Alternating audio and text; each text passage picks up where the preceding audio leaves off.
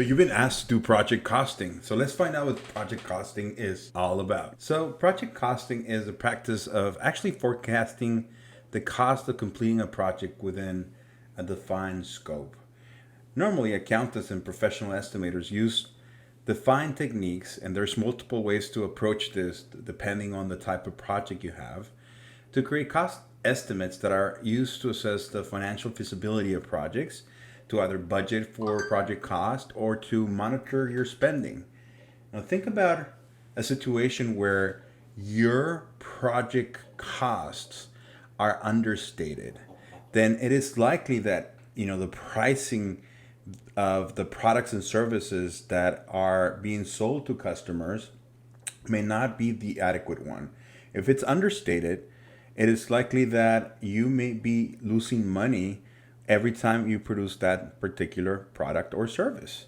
If you are overestimating that, then you may be overpricing a product or service and you may be competed out of the market. So it is critical for companies to be able to do a proper assessment of project costing. And we can certainly discuss the many ways that you can approach this. An accurate cost estimate is thus critical for deciding whether to take on a project sometimes, or whether you can actually decide what the scope should be all about. Sometimes you have price targeting, and in which you want to define the maximum amount of cost you want to have for a particular project, and then you work backwards in defining what the scope should be all about. Again, at the end of the day, you want to make sure that those projects remain financially feasible and that you avoid cost overruns. So in every project, we as accountants will focus a lot on the direct cost versus the indirect cost. And as we have seen in previous accounting courses, direct costs are broadly classified as those costs that are directly associated with a single area. It could be a project, a department, or a particular product, and they can be easily traced to a specific project. So think about any project you would be working with and whether it would be feasible to sum up and tally every single effort that is added in the conversion process of a product or service. You could have direct labor, for example. Well, that can be traced with timesheets and job codes associated with that particular product. If you have an accounting firm and you are trying to bill and determine the cost of a service, you should be able to trace the direct labor that was associated with that service. But there are other stuff that is not associated easily with each specific cost center. And a cost center could be, once again, a project, a department, or a product or service. And in these cases, those costs are going to have to be applied across multiple projects or multiple cost centers. Those indirect costs tend to be items such as electricity, resources, management, facilities, equipment that is not directly related to one particular product or the other. In general, you will have a project cost that can be broken down into several components, several major components that can be easily identified, right? So, labor refers to, just the human effort that is spent towards the project objectives, versus materials, which are going to be all the raw materials and resources needed to create products or services. You have software that is often used as an indirect resource to be able to convert your products or services, or to sell the products or services that you provide.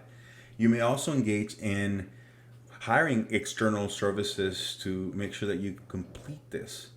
You also have facilities, which include all the cost of renting or using specialized places to work. It could be an office, it could be a plant, et cetera, et cetera. They can also include the rental of specific equipment. On the other side, you also have management, which include all of those supervisory roles that are not directly related to a product or service. And then insurance is just another example of a typical cost that you would apply across many different projects. Again, for this, you would have to come up with a strategy to actually do the costing. Now, there are several ways to actually determine or come up with cost estimates. You may have what we call ABC costing, right? Where you separate different pools that can be applied to specific types of efforts. You may have an actual department that does design, and then you can then turn around and come up with an actual cost estimator for hours spent on a project that needs design work. On another type of department, you may have something that a department that is just focused on actually building the product, and so that is going to have a different set of direct labor, software, materials, services, facilities, any type of cost that it's associated with that.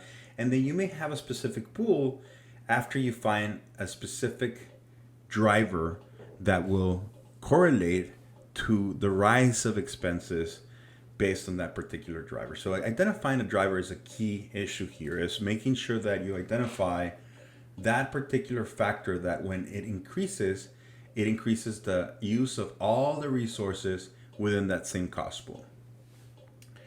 Alternatively, right, you may have what we call a peanut butter costing system, where you just throw all the cost in one budget, or what we call one bucket, and then apply them proportionally to the different projects that you have, without regard to whether a project uses more time than the other. That unfortunately creates issues, and you may have a very different type of pricing or cost estimates based on that. So the following video describes a project that was conducted by a team at Fresno State, and one particular use of peanut butter costing versus an ABC costing. Good afternoon. Today's topic is the Goal Project by Team A, consisting of Daisy, Perla, Alex, Jacqueline, and Brandon. We'll be discussing the manufacturing company Unico. And this is Alex Rogo. He is a division manager at Unico. Alex has asked our team for assistance in figuring out why his company is performing so poorly. After meeting with Alex and the management team and reviewing Unico's financial statements, it is clear to us that Unico has several issues. We have narrowed it down to two main problems. First, their costing system is outdated. They are currently using a peanut butter costing system, which for a manufacturing company can be inefficient.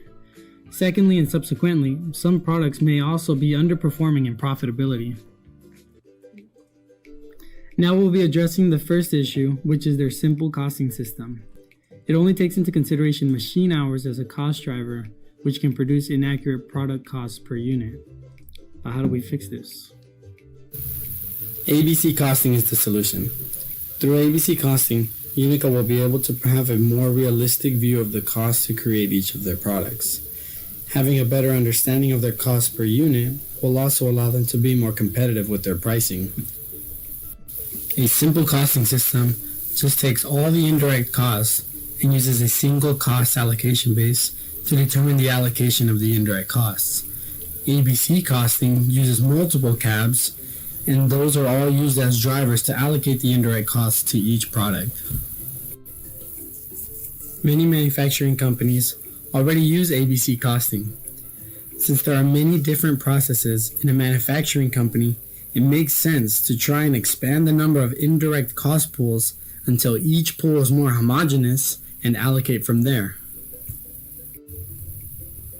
Now, an important thing to remember about ABC costing is that it should only be used if expected benefits exceeds expected cost. Since ABC costing is more expensive to track and implement, this is critical. So let's look at some figures. Looking here at figure number 1, we can see a breakdown of the 4 products that Unico manufactures, as well as their relative direct costs. Also, we can see a total of $37,800,000 of indirect costs and a breakdown of 5 possible cab drivers. Looking here now at figure number 2 is the current simple costing system. We can see that under the simple costing system, Unico is using machine hours as their cab and allocates the indirect costs on each product respective to their machine hour usage. And we can also see below their total cost per unit. Now in figure number 3 here, we will begin to break down the costs using ABC costing. We have calculated each cab's cost on a per run basis and will allocate the costs based on each product's relative usage of the 5 cost pools.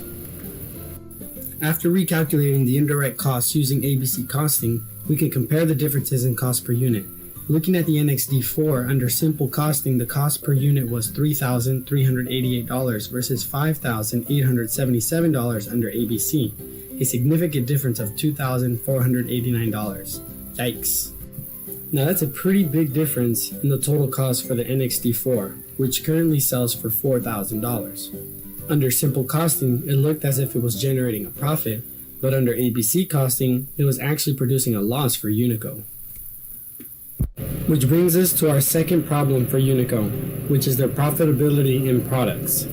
Now that we can see more accurate costs per unit, let's find out if the current pricing and costs of the products are helping or hurting Unico.